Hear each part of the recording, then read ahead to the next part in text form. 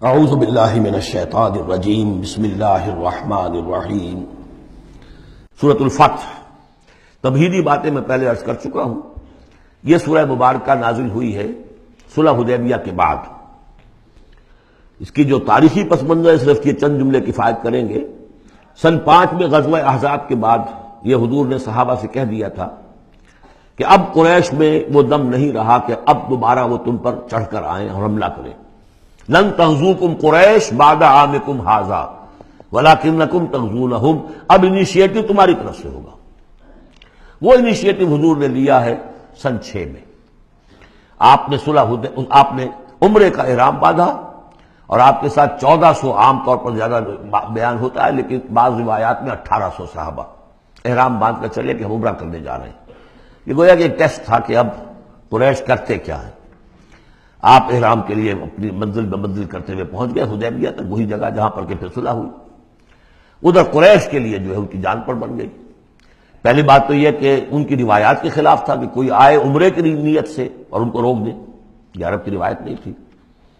دوسرا یہ کہ اب اگر آنے دیتے ہیں اور مسلمان دندناتے ہوئے آئیں اس شہر کے اندر عمرہ کریں تو گویا کہ ان کی شکست ہو گئی۔ تو وہاں پر جو بھی ہوا تفصیلات کا تو موقع نہیں ہے۔ ایک طرف تو وہ تلے ہوئے تھے کہ جنگ کریں گے، اور جب حضرت عثمان کو حضور نے بھیجا ہے کچھ سلسلہ جنبانی کے لیے، وہاں ان کو روک لیا گیا، خبر مشہور ہو گئی کہ انہیں شہید کر دیا گیا۔ پھر حضور نے بیعت لی، وہ بیعت علی الموت کہلاتی ہے، بیعت علی لا نفر یا بیعت علی الموت، اور اس کا نام ہے بیعت رضوان۔ ایک درخت کے نیچے آپ تشریف فرما ہوئے اور سب نے آ کر آپ سے بیعت کی کہ اب یہاں جانیں دے دیں گے اپنی، سب ہم یہاں پر مرنے کے لیے تیار ہیں، جانیں قربان کر دیں گے، یہاں سے واپس نہیں جائیں گے۔ جب وہاں یہ خبریں پہنچی اور انہوں نے کچھ اور اندازہ کر لیا تھا کہ یہ تو بڑے سرفرے لوگ معلوم ہو رہے ہیں، ان میں سے کوئی جو ہے بھاگنے والا نظر نہیں آتا یہاں سے، تو پھر یہ ہے کہ وہ مجبور ہو گئے کہ اب کچھ صلح کریں۔ پھر صلح ہوئی، صلح حدیبیہ، لیکن وہ بڑی ان ایکول صلح تھی۔ اس میں مسلمانوں کے لیے ہیوملیشن تھی، اس لیے کہ یہ طے کر لیا گیا اس میں کہ اگر کوئی مسلمان مدینے سے واپس آئے مکے تو اسے مکے والے واپس نہیں کریں گے، لیکن اگر کوئی مکے سے مدینے جائے گا تو واپس کرنا ہوگا۔ اور وہاں پر ہو بھی گیا۔ ابو جندل صحابی تھے جن کو کہ اسی نے، جو کہ وہاں سے صلح کے لیے گفت و شریف کرنے کے لیے آیا تھا، سہیل بن عمرو، اس کا ہی بیٹا عین اس وقت وہ پہنچ گیا، لیکن صلح کے وہ کاغذات لکھے جا چکے تھے۔ اس نے معاملہ بچایا، مسلمانوں مجھے پھر قصائیوں کے حوالے کر رہے۔ حضور نے فرمایا کہ اب ابو جندل تم صبر کرو، جو وعدہ ہم کر چکے ہیں اس کی پابندی کرنی ہے۔ بہرحال اس کو حضور نے، اگرچہ صحابہ تو اس درجے دلگیر تھے کہ ہم یہ دم کر صلح کیوں کر رہے ہیں۔ حضرت عمر رضی اللہ تعالیٰ عنہ سے تو بہرحال یہ بھی کہہ دیجئے کہ زیادہ قرب جو انہیں حاصل تھا حضور سے، اس کی بنا پر ان کی یہ ہمت ہو گئی کہ آپ نے وہ سوال جواب بھی کر لیا جس پر آپ پھر ساری عمر پچھتاتے رہے۔ کہ آپ نے پوچھا کہ کیا ہم حق پر نہیں ہیں؟ حضور نے فرمایا ہاں ہم حق پر ہیں۔ کیا آپ اللہ کے رسول نہیں ہیں؟ آپ نے مسکرا کر جواب دیا ہاں میں اللہ کا رسول ہوں۔ تو پھر ہم یہ کیوں دم کر صلح کر رہے ہیں؟ آپ نے فرمایا کہ میں وہی کر رہا ہوں جو اللہ نے مجھے حکم دیا۔ بس اتنی سی بات تھی جس پر ساری عمر پچھتائے۔ لیکن یہ بات حضرت علی نے بھی کر دی اس درجے میں کہ جب وہ صلح نامہ لکھا گیا، حضور ڈکٹیٹ کرا رہے تھے، حضرت علی کاتب تھے، لکھ رہے تھے، تو اب حضور نے فرمایا یہ صلح نامہ ہے، لکھو محمد رسول اللہ اور قریش کے مابین۔ وہ سہیل بن عمرو نے اعتراض کر دیا کہ نہیں، یہ اگر ہم اس پہ لکھیں گے ظاہر بات ہے صلح نامے پر تو دونوں فریقوں کے دستخط ہوتے ہیں، تو میں دستخط کروں گا تو میں تو آپ کو اللہ کا رسول نہیں مانتا، ورنہ اس عبارت کی روح سے جب اس کے نیچے میرا بھی دستخط آئیں گے تو وہ میں نے مان لیا۔ تو حضور نے اس پر بھی مسکرا کر کہا کہ تم مانو نہ مانو میں اللہ کا رسول ہوں، لیکن اے علی مٹا دو یہ رسول اللہ کے لفظ، مٹا دو وہاں سے، لکھ دو یہ معاہدہ ہے محمد ابن عبداللہ اور قریش کے مابین۔ حضرت علی نے کہا کہ حضور یہ میں نہیں کر سکتا، میں اپنے ہاتھ سے آپ کے نام کے ساتھ لکھے ہوئے الفاظ، اب دیکھیے اگرچہ حکم تو یہ ہے کہ الامر فوق الادب، لیکن یہ کہ یہ جو بھی کچھ ہوا ہے تو یہ ہوا غیرت دینی، حمیت دینی کی وجہ سے۔ حضرت علی نے بھی کیا، حضرت عمر نے بھی کیا، دونوں کے طرز عمل میں کوئی فرق نہیں۔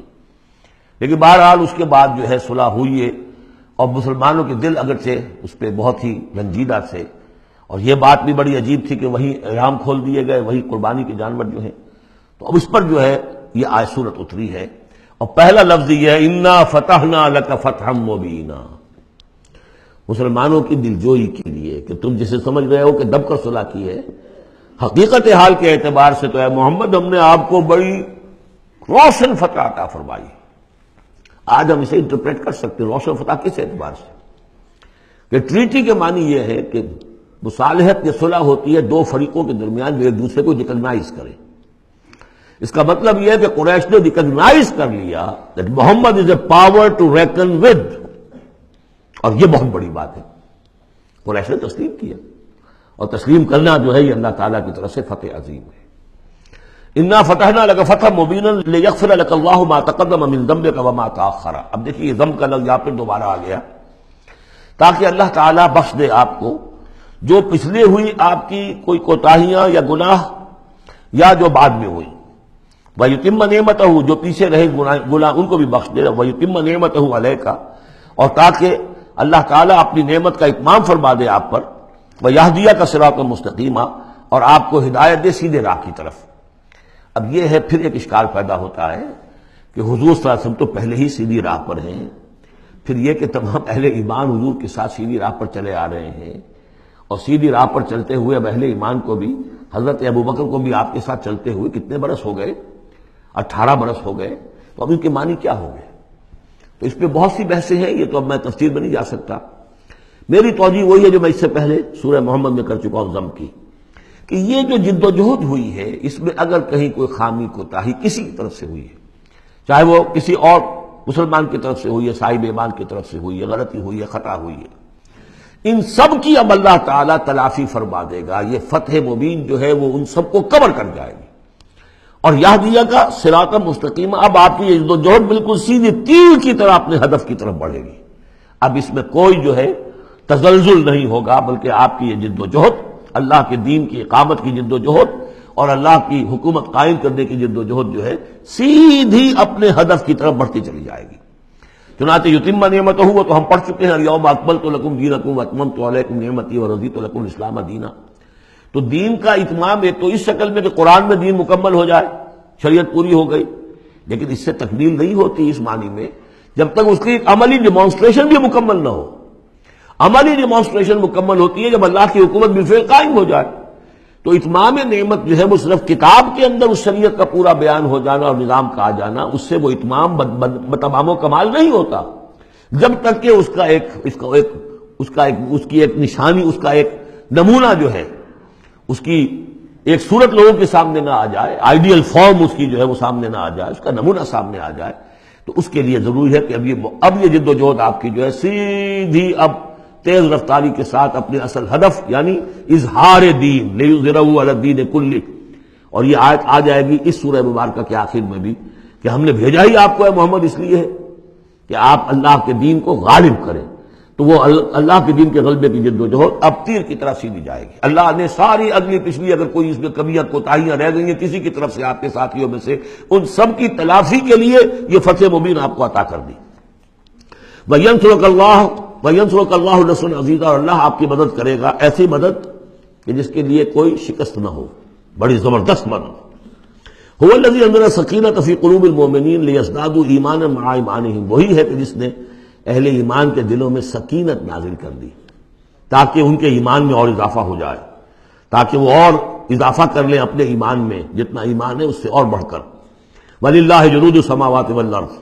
اب ظاہر بات ہے کہ اس میں ایک تو کیفیت یہ تھی کہ جو انہیں سکون حاصل تھا کہ وہ تیار تھے سب اپنی جانیں دینے کے لیے، اس کے لیے بھی ایک سکون قلب کے اندر اللہ تعالیٰ نے ان کے پیدا کیا تھا، تبھی تو وہ اس کے لیے آمادہ ہوئے. پھر یہ کہ ان کے اندر نظم اور ضبط کا یہ عالم کہ کوئی ایک شخص بھی حق میں نہیں تھا کہ یہ صلح یہاں اس وقت ہو. لیکن محمد رسول اللہ، ان کی اطاعت، اس کا سب سے بڑا ٹیسٹ وہاں ہوا ہے. اور یہ بات جو میں کہہ رہا ہوں شاید بعض حضرات کو عجیب لگی، کوئی ایک شخص بھی نہیں تھا اس کے حق میں. اس کی دلیل کیا ہے؟ اس کی دلیل یہ ہے کہ جب حضور نے جب صلح ہو گئی مکمل، آپ نے فرمایا مسلمان اٹھو، احرام کھول دو اور یہی قربانیاں دے دو. کوئی نہیں اٹھا، ایک بھی نہیں اٹھا. دوسری مرتبہ کہا آپ نے اٹھو بھائی، اب ہو گیا بات، بس جو ہو گئی ہوگی، اب یہی احرام کھول دو. کوئی نہیں اٹھا. تیسری دفعہ کوئی نہیں اٹھا. آپ دلگیر ہو کر، دل گرفتہ ہو کر اپنے خیمے میں چلے گئے. ام سلمہ رضی اللہ تعالیٰ عنہ ام المومنین آپ کے ساتھ تھی. ان سے جا کر کہا، میں نے 3 مرتبہ مسلمانوں سے کہا ہے کہ اٹھو اور احرام کھول دو، کوئی نہیں اٹھ رہا.